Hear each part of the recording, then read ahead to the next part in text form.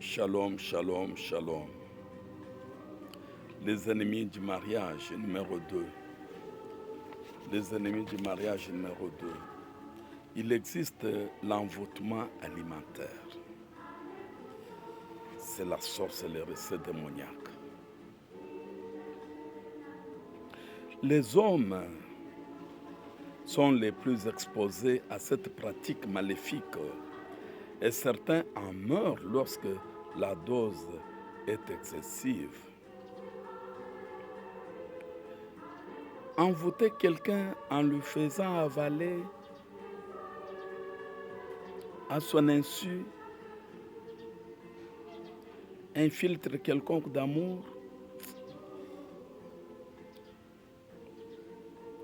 est un autre grand classique de la sorcellerie.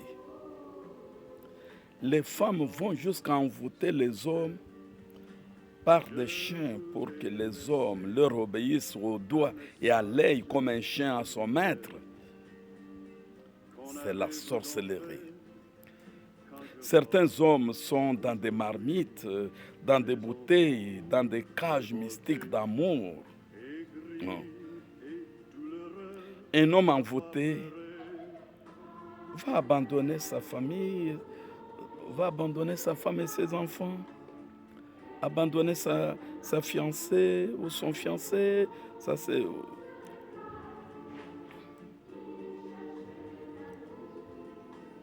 Et il va abandonner sa famille sans regret. Un homme envoûté. Pour une autre femme, je dirais sorcière, croyant que c'est de l'amour, alors que ce n'est que de la manipulation et de la sorcellerie. Et de nombreuses femmes vont des pratiques d'envoûtement et d'attirance sur leurs yeux, sur leur bouche, sur leur sexe. C'est la sorcellerie, c'est la sorcellerie. C'est pourquoi vous les hommes, vous devez être blindés, vous devez être protégés.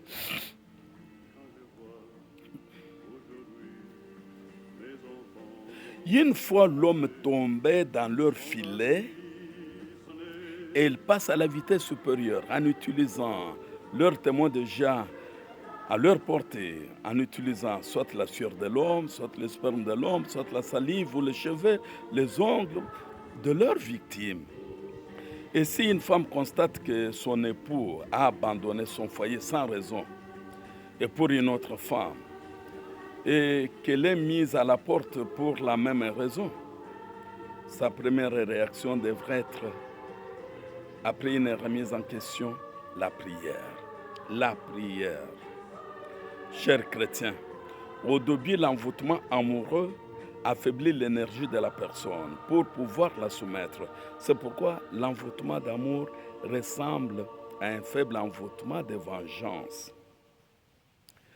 C'est une attaque au libre arbitre, l'influence sur l'énergie de la victime, pour qu'elle ne puisse plus vivre sans la personne qui fait l'envoûtement d'amour.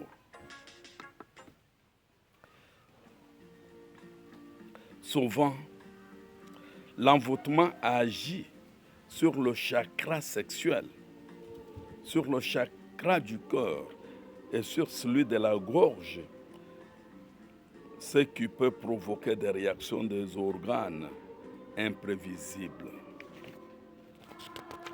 Chers chrétiens, pour être clair, il peut arriver qu'un homme ait de sérieux problèmes d'érection avec son épouse et bande dure comme fer devant son amante. L'envoûtement amoureux peut être faible ou fort, mais le but est toujours le même. Attacher une personne à une autre, mais si l'envoûtement est faible, il est possible, par des prières domestiques, de les briser. Mais au contraire, si l'envoûtement est fort, cela nécessite alors une puissante délivrance. Une puissante délivrance. une puissante délivrance. Et si vous en êtes victime, récitez le psaume 27. Une fois le matin, une fois le soir. Le Seigneur est ma lumière et mon salut. Récitez le psaume 22. Mon Dieu, pourquoi m'as-tu abandonné? Et récitez le psaume 37, matin, soir, pendant 9 jours. Et vous récupérerez votre mari ou votre épouse.